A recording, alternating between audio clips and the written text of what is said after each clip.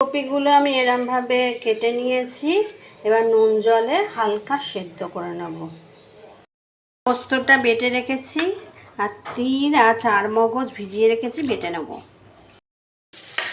আলুগুলো নুন হলুদ মাখিয়ে রেখে দিয়েছিলাম, ভেজে নিচ্ছি। ফুলকপিগুলো হালকা ভাপিয়ে রেখেছিলাম, এখন ভেজে নিচ্ছি। পেঁয়াজগুলো লাল করে ভেজে বেরেস্তা করে নেব। ফোড়নে দেব তেজপাতা, শুকনো লঙ্কা, ছোটো এলাচ, দারচিনি, লবঙ্গ, গোলমরিচ আর জয়ত্রী। 1 চামচ ধনে গুঁড়ো, 1/2 চামচ জিরে, আর একটুখানি 1/4 চামচ লঙ্কা গুঁড়ো, আর পরিমাণ মতো নুন দিয়ে মিশিয়ে নিলাম।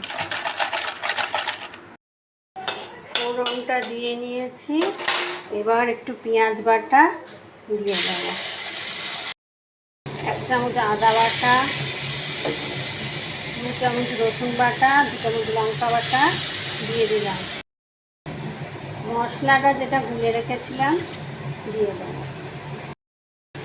টমেটো বেটে রেখেছিলাম দিয়ে দেবো। 1 চামচ চিনি দিয়ে দিলাম। আলুগুলো ভেজে রেখেছিলাম দিয়ে দেবো।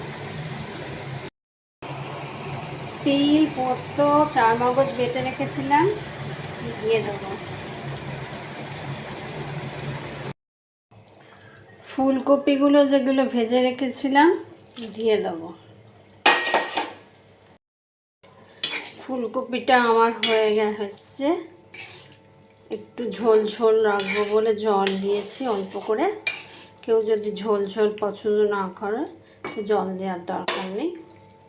এবার লাস্টে যে পেঁয়াজ বেরেস্তা করে রেখেছিলাম ওগুলো ছড়িয়ে দেবো।